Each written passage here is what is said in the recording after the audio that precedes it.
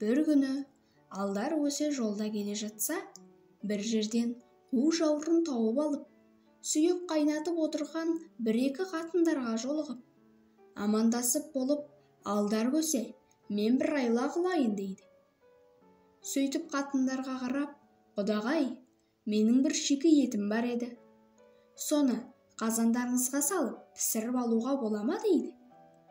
Қатындар, мақұл, салып пісіріп ала ғой дейді.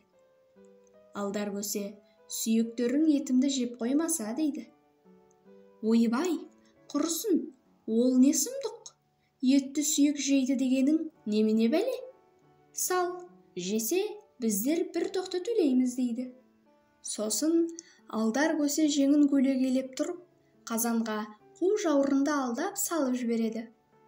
Біраздан соң барып, піскен шығар, деп алып қараса, қу жауырынның өзі дейді. Алдар көсе қатындарға қарап, міне, жаңа айтып едім ғой, осындай қылат деп, беренді тоқтымды, дейді.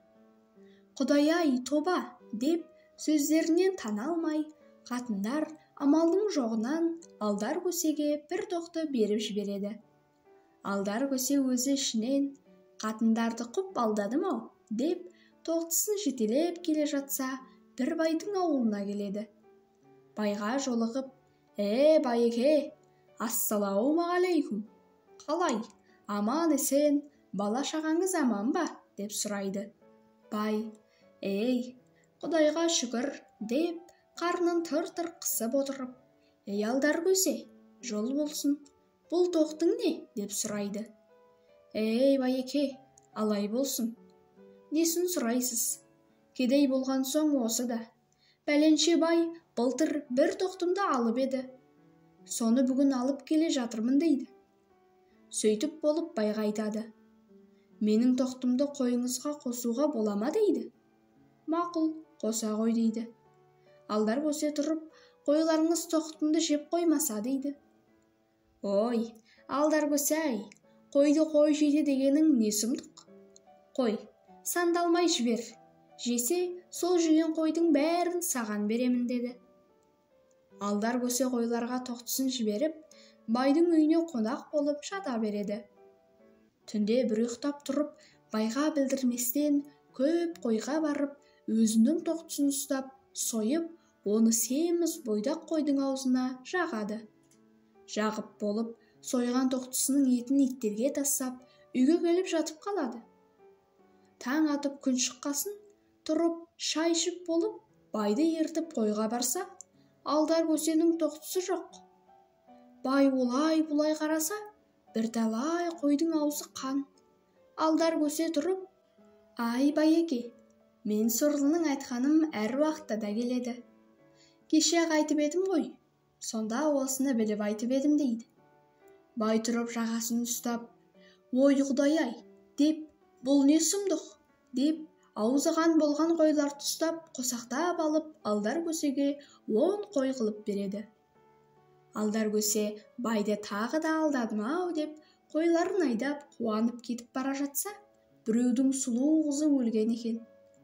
Оны көмеміз деп апаратқан адамдарға алдар көсе айтады. Бұл қызды сендер не қыласыңдар? Бірталай бейнет қылып. Онанда менің 10 қойымды алдағы осы қызды беріңдер. Деп, адамдарды алдап 10 қойын беріп, қызды алып кетіп, бір бөтен ауылдың қырының астына апарып, 2 қос ағаштың астына 2 айыр ағаш қойып, түрегелдіріп қояды да, ауылға барып, ауылының қыздарына, әйелдеріне айтады. Мен бір елден сұлу қыз әкеліп, мына ойдың астына қойдым, дейді. Қыздар, қатындар жүгіріп бара жатса, алдар көсе әйелдерге қарап былай дейді. Менің әйелім өзі жас, тағы да басым ауырып келе жатыр деп еді. Оны сендер түртіп, итеріп ойнамаңдар дейді. Қыз қатындар жібереді. Қыздар барса, жаңағы қыз қимылдамайды.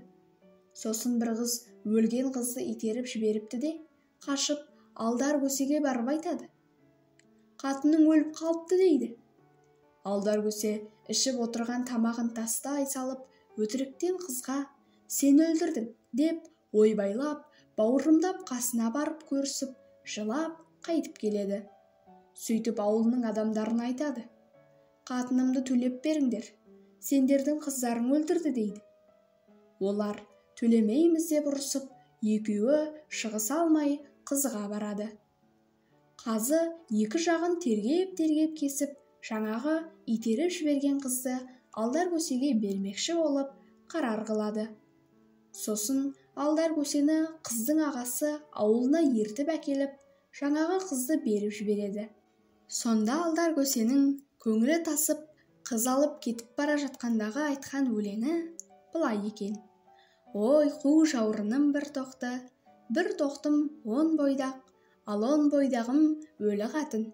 Өлі қатын, тірі қатын аяу деп өлең айтып, бір қызды ауылына апарып, өлең айттырып, той қылдырып, өз мұратына жетіпті.